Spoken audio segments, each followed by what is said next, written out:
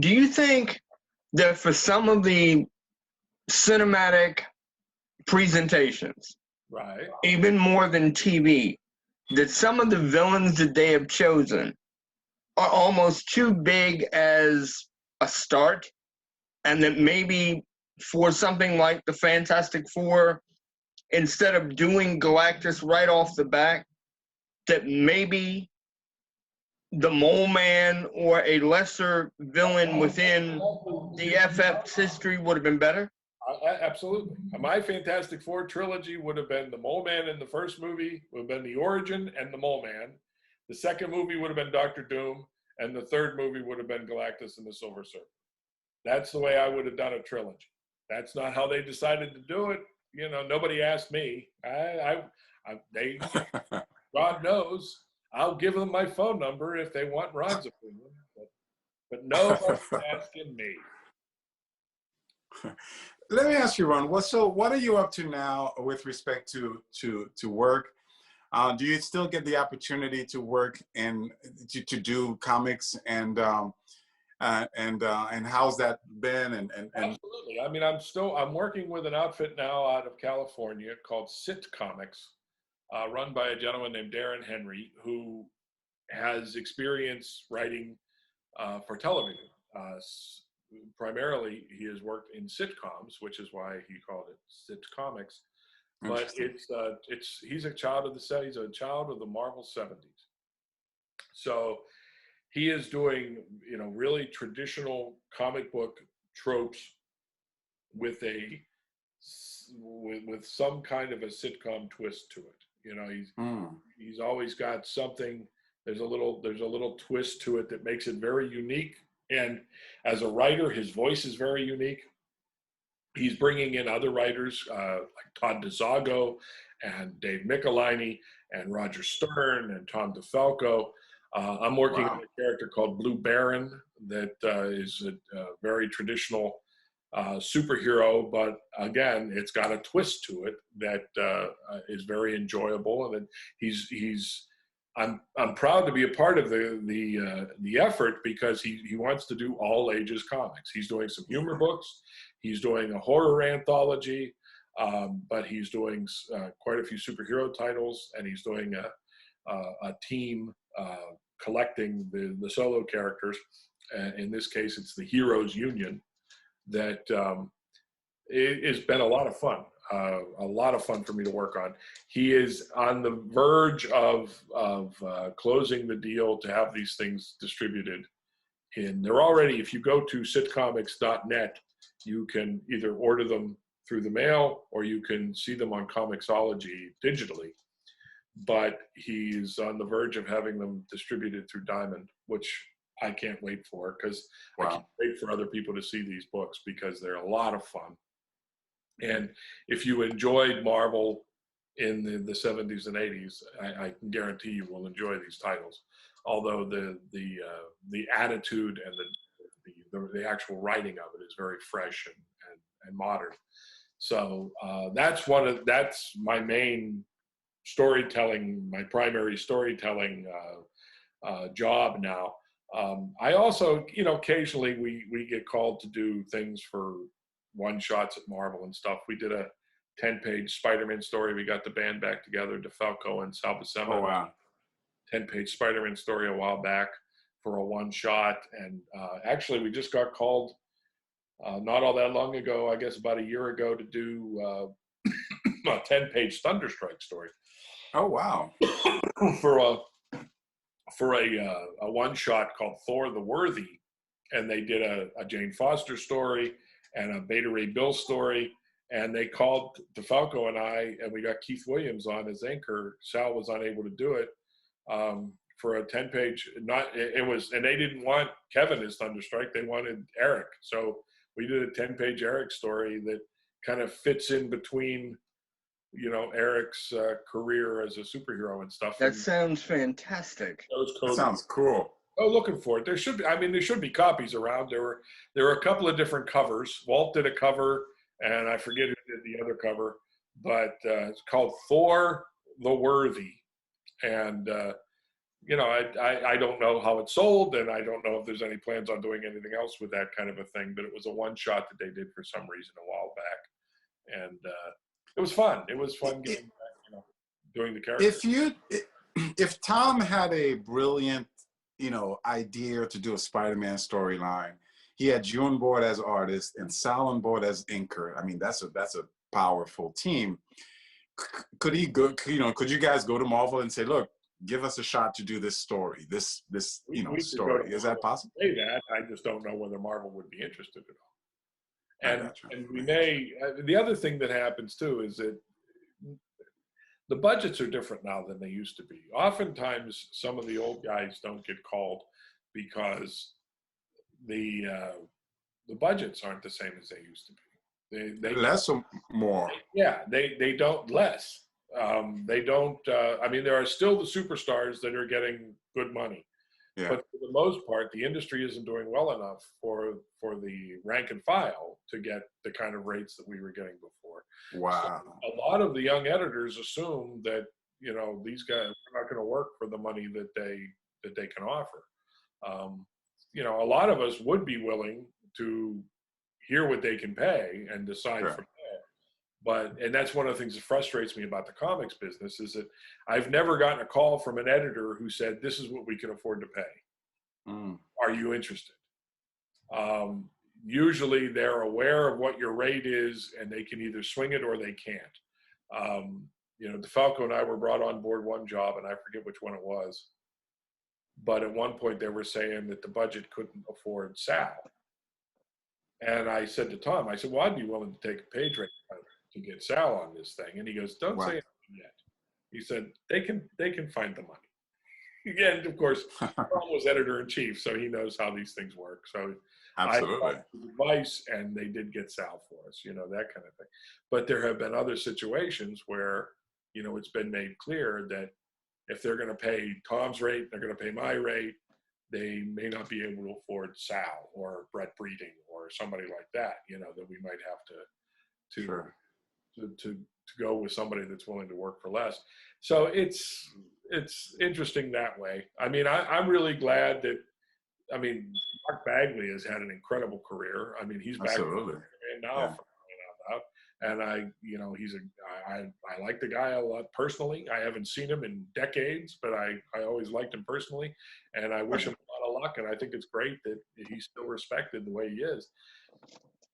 I'm not sure it really comes down to respect as much as availability or viability or what they think is sellable. I really don't know how they make those decisions.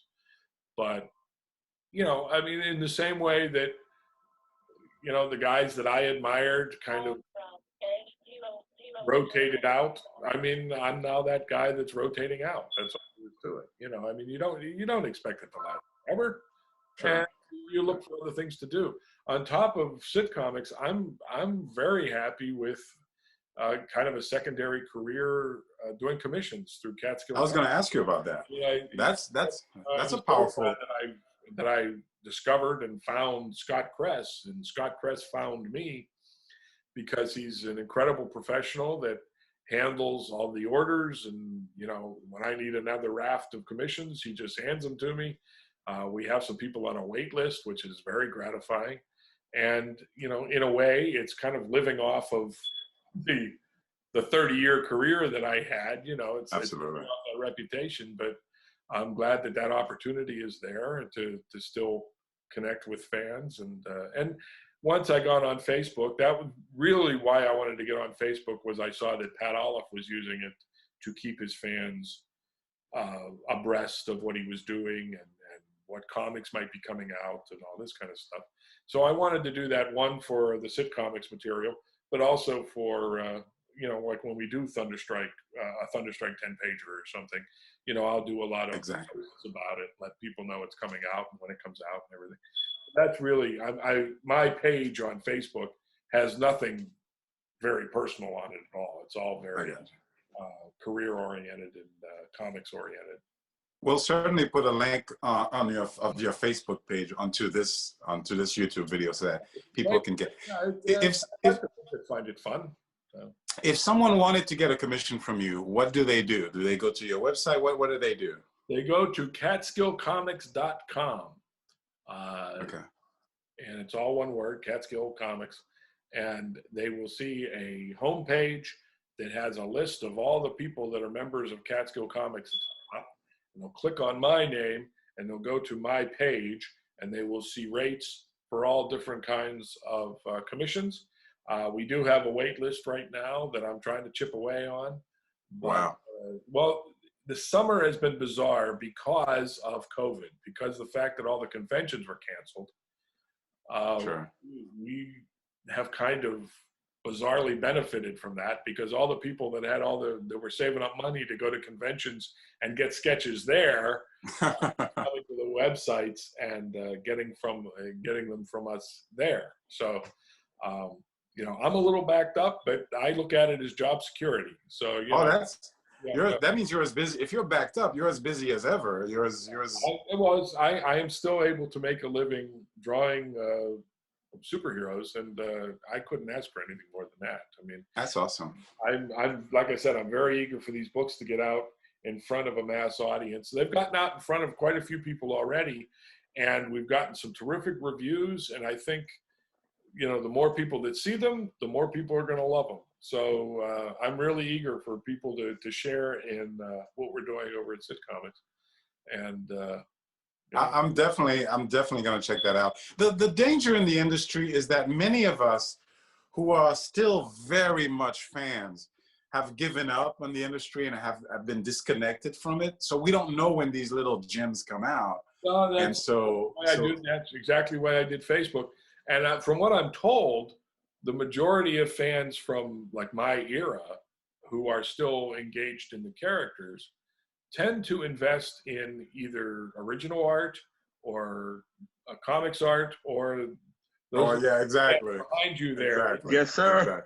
Exactly. From what I've heard, that's the majority of the audience for those kinds of collectibles are guys who read in the 70s and 80s and into the 90s, but have since kind of walked away from the actual comics material and are now, living their love for the characters that way, Which should be, it should be interesting for the industry. They should learn from that because if you notice, all these things will be the original depictions. Which is, I guess, why they're doing a Thunderstrike action figure. It may well be after he was canceled. It may well be. The one big thing that I've always wanted to know, and especially since you worked on the original Marvel run of the book, right? Was it, in your opinion, canceled prematurely? The Marvel run as a whole, was it canceled? For Star Wars? It was, I mean, I think that was just a decision that was made, as near as I can remember, that was a decision that was made by Lucasfilm. Really? Yeah. I always thought it was Marvel that pulled the plug on it. I don't believe so, because I don't know how the book was selling, because I had moved off it, and Joe was still writing it. Right. Cynthia Martin had come on. Yes, I remember. And but we were having more and more problems with Lucasfilm because between movies, they would keep us in a very narrow tube because, like one of the first things after the first movie that Dave Michelinie wanted to do, one of his first plots past the movie was it makes sense to him that the Empire would just try to build another Death Star. And so in one of his plots, he said, the Empire is going to build another Death Star. And Lucasfilm went, no, they're not. You're not going to do another Death Star. So Dave went, oh, well, I guess that's going to be in one of the movies. So there were a lot of those kinds of things that were happening a lot.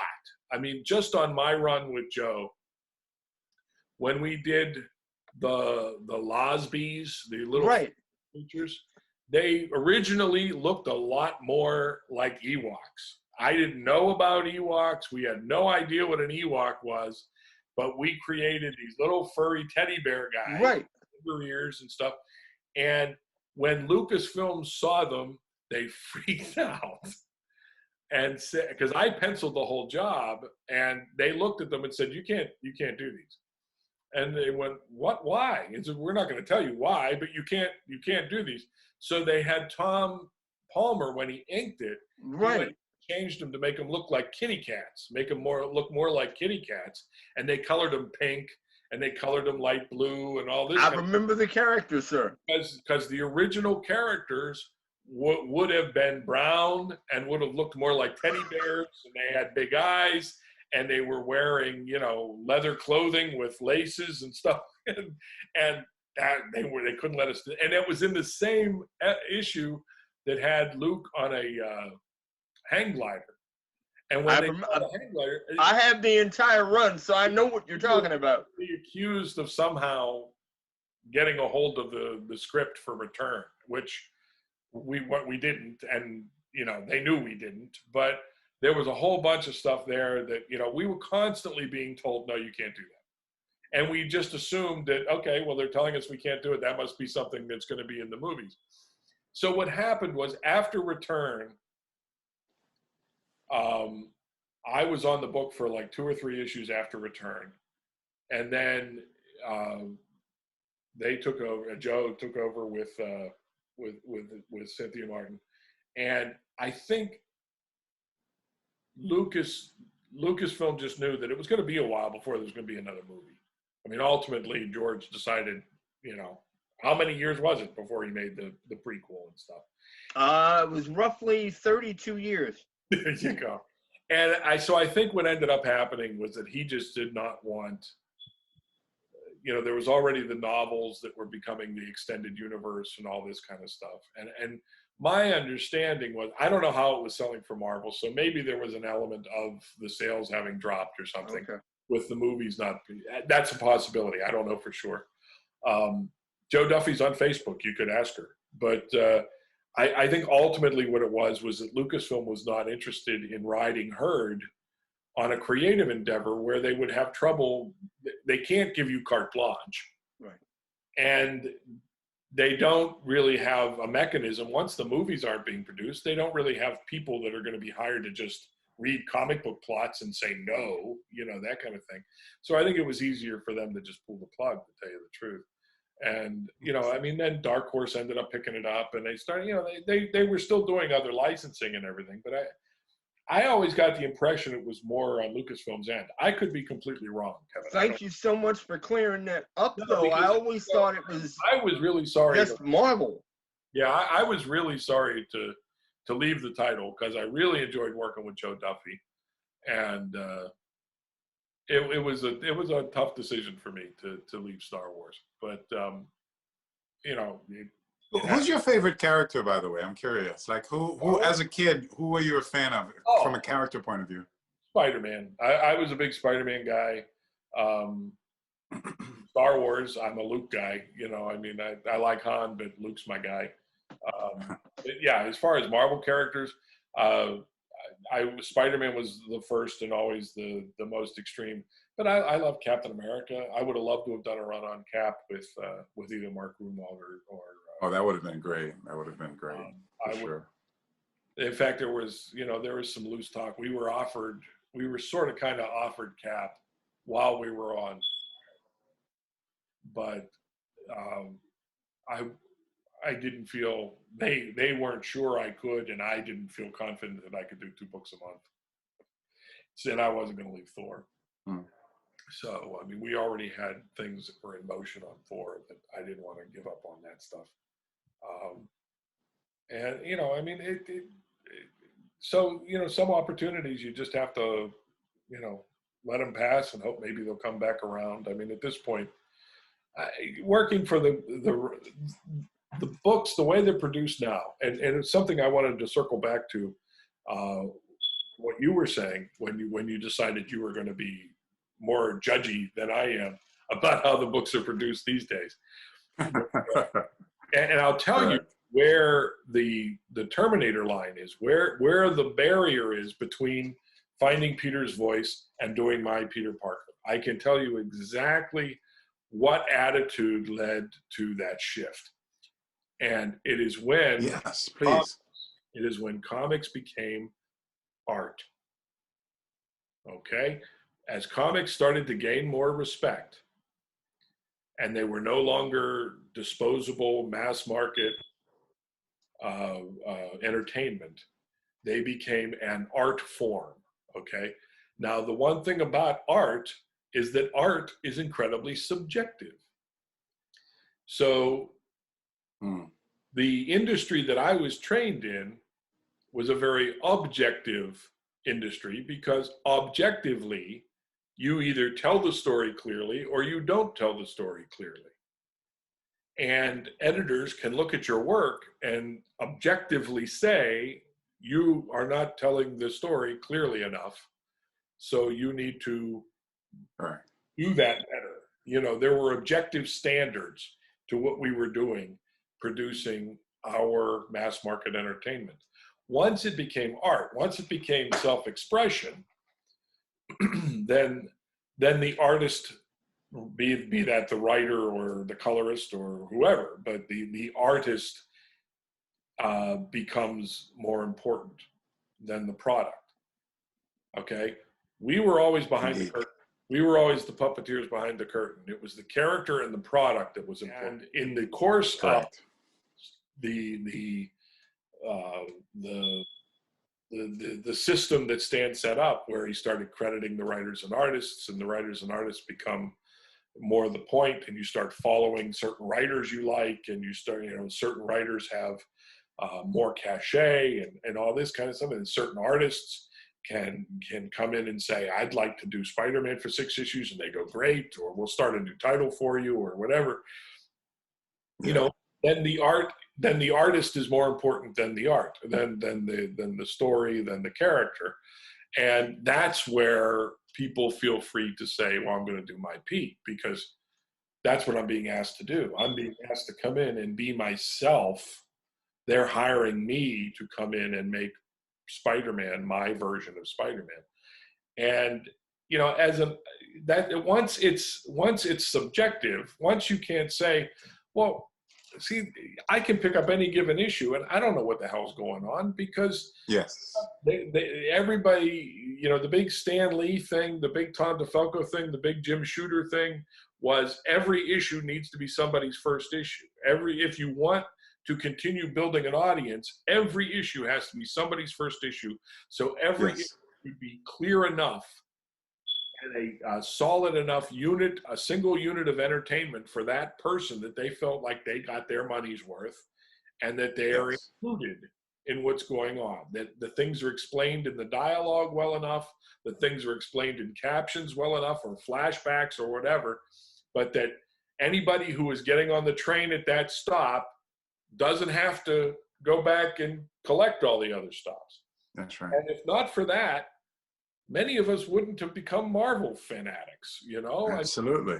Every issue, I can remember like an early issue of Avengers that I traded with Ken Mariana, who lived away, right? And in that issue, it was Sal Buscema inked by Sam Granger. It was some of the most beautiful artwork I ever saw in my life. But in the course of that story, there were characters I had never seen before. One was Goliath, was Goliath. One was Yellow Jacket. Okay, but at one point, Roy Thomas has Goliath grow too big too fast, and he has a spasm and he collapses, and the growing man gets away, and then Yellow Jacket runs over to him, and Goliath says to Yellow Jacket, I guess I blew it, Hank. I'll never be the giant man that you were.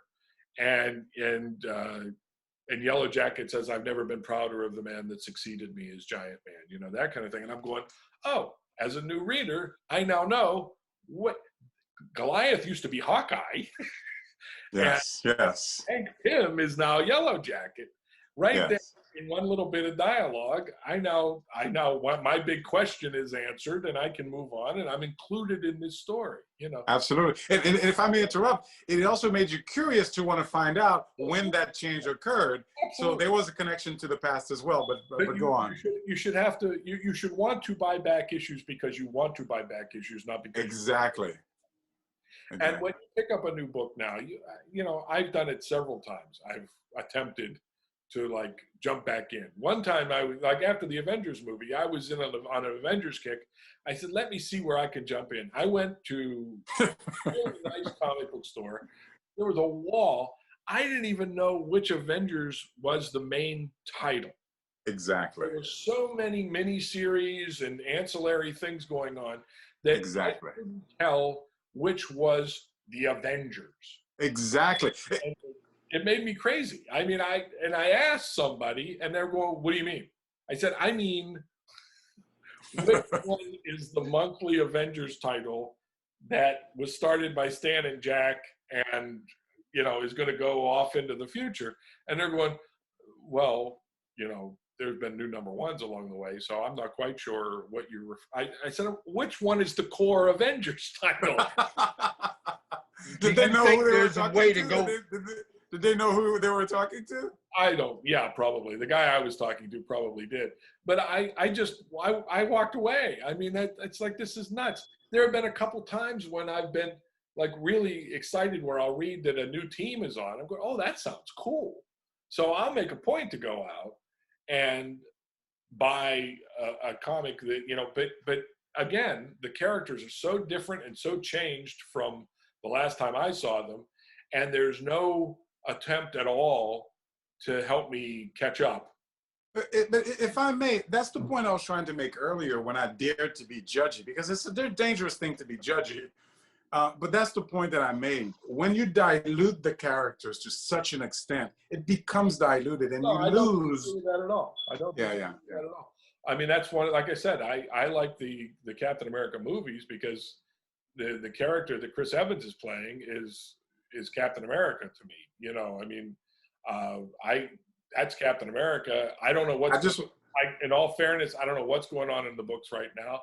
But I saw online all the furor when they did the thing with the Cosmic Cube and Hail Hydra and all this kind of stuff, and Captain America is a Nazi, and people even came up to me and said, "Would you and Tom have ever made Jane Foster Thor?" And I said, "Had we thought of it, yeah, sure."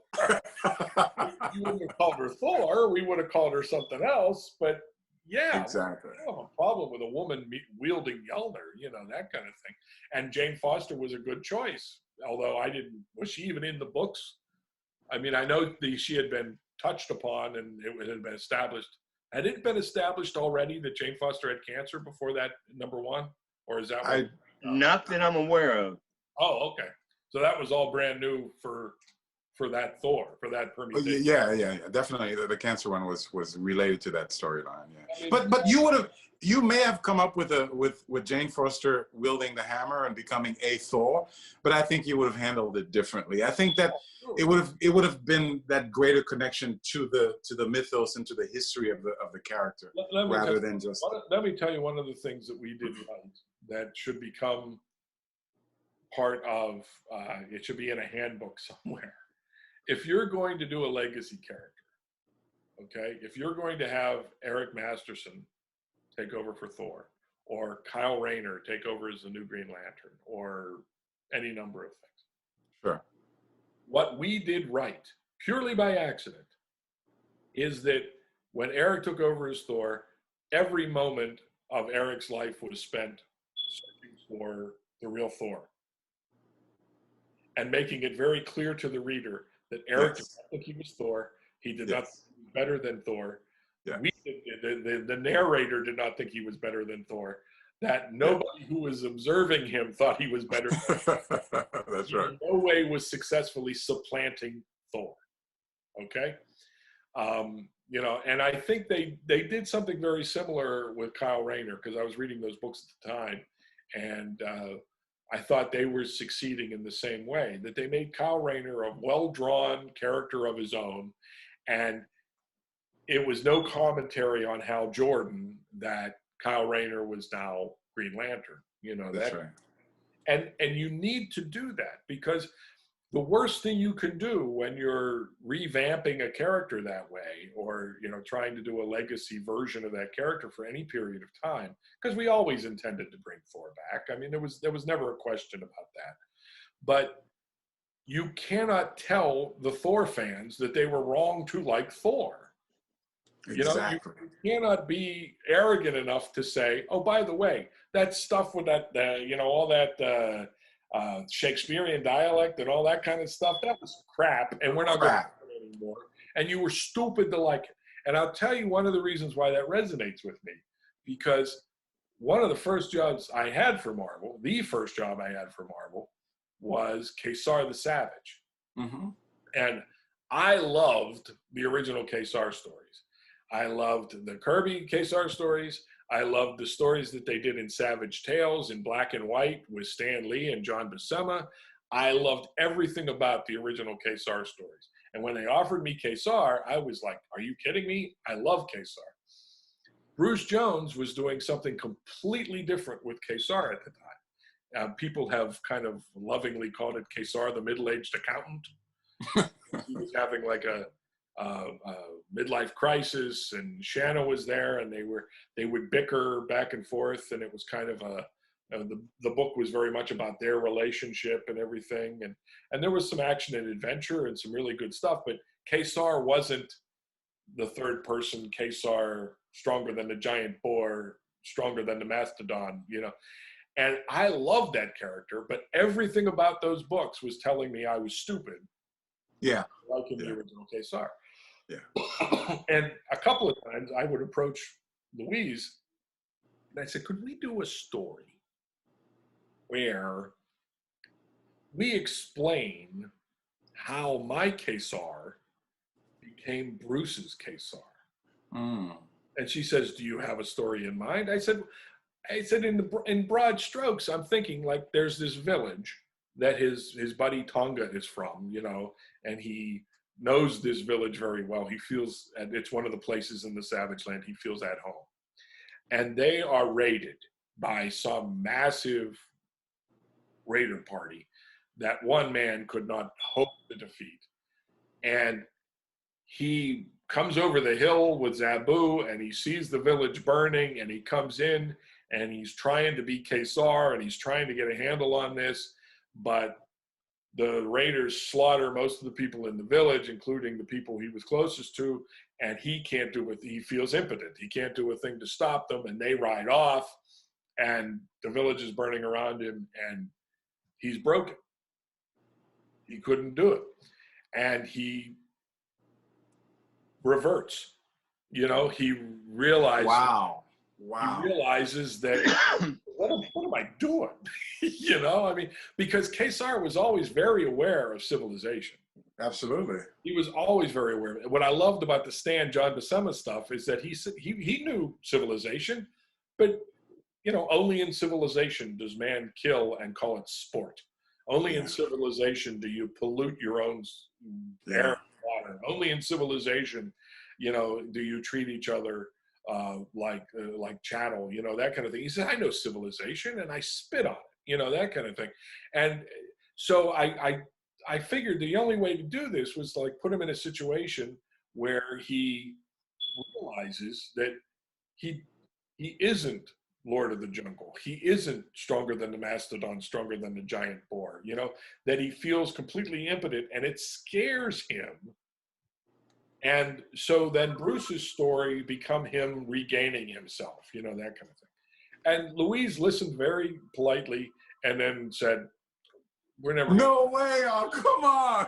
And I said, well, because like there was a scene in one of the stories where he goes nuts. He thinks Shanna is dead. And he goes nuts and he snaps and he kills this creature and throws it into this spike pit, that kind of thing. And in the course of that story, I liner noted when he goes savage, I liner noted him saying, stronger than the mastodon, stronger than the giant boar, mighty as Kesar, Lord of the Jungle. And it was completely ignored because I don't know if Bruce even knew what it was referring to, because I don't know if he read the old stuff.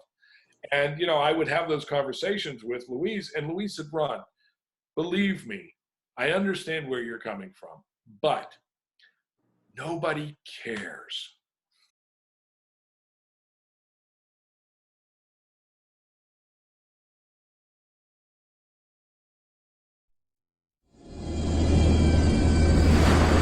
This looks like a job for Superman. Hey, look! It's Spider-Man! The dynamic duo return next week. Don't miss it.